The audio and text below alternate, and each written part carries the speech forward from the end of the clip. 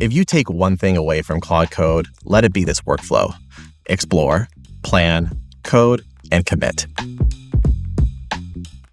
Without this, most people jump straight to asking Claude to write code, which means more course correcting later on. The fastest way to handle step 1 and 2 is with plan mode.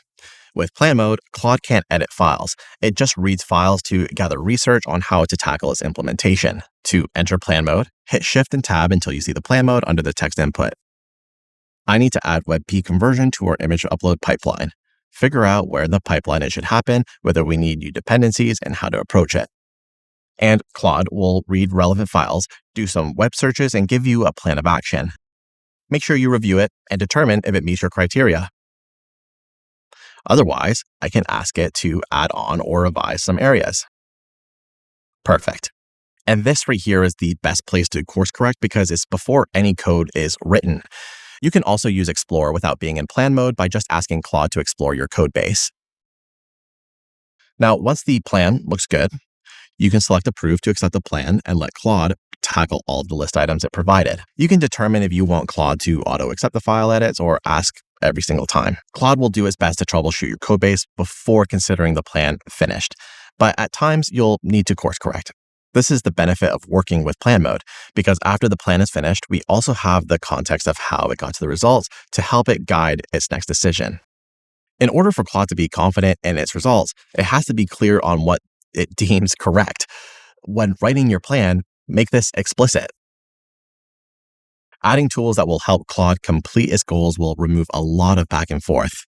For example, if you're building web UIs, make sure you have the Claude and Chrome extension so that Claude Code can control a tab and test out the UI before deeming it finished. In your project, include a test suite that Claude can continuously validate on. Claude can even write tests for you. Before passing this off to Claude, make sure that the tests are a source of truth for you and your team to avoid any false positives. Quick tip: if you find Claude keeps running into these same issues, ask Claude to save the solution to its ClaudeMD file. Now, once you have tested for yourself and are happy with the results, it's time to push your code. A tip before you commit: run a subagent code reviewer to look at your code.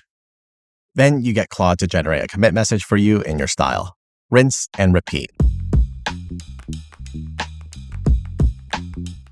If you want to be effective with Claude Code, follow the explore, plan, code, and commit workflow. Exploration will give the relevant context Claude needs for your project.